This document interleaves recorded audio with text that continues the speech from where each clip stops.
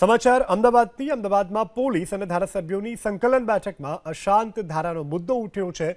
પાલડી કોચરબ આશ્રમ નજીક કેટલાક લોકો અશાંત ધારાનો દુરુપયોગ કરી રહ્યા છે અને બીજા લોકોને મકાન આપી રહ્યા હોવાનો દાવો કરવામાં આવ્યો છે। તો આ તરફ આગામી દિવસોમાં શ્રાવણ મહિનામાં શિવ મંદિર પાસે ખૂબ જ ટ્રાફિક જામ થશે, જેને કારણે ટ્રાફિક માટેની વ્યવસ્થા પણ કરવા રજૂઆત કરવામાં આવી છે। એટલું જ નહીં, શાહપુર અને હોમગાર્ડ જવાનની હત્યામાં આરોપીઓની સામે ગુજસીટોકનો ગુનો દાખલ કરવા પોલીસ કમિશનરને રજૂઆત કરવામાં આવી છે। એલિસ બ્રિજ ભાજપ ધારાસભ્ય અમિત શાહે રજૂઆત કરી કે પાલડી વિસ્તારમાં અશાંત ધારામાં કોચરબ આશ્રમની આસપાસની જગ્યામાં લઘુમતી સમાજના લોકો પ્રોપર્ટી ખરીદી અને રહેવા આવ્યા છે। સામે બીજાએ ફ્લેટો પણ લીધેલા છે। આ લોકો ના આવે અને જે પ્રજા રહે છે તે જળવાઈ રહે તેવી વાત કરવામાં આવી છે।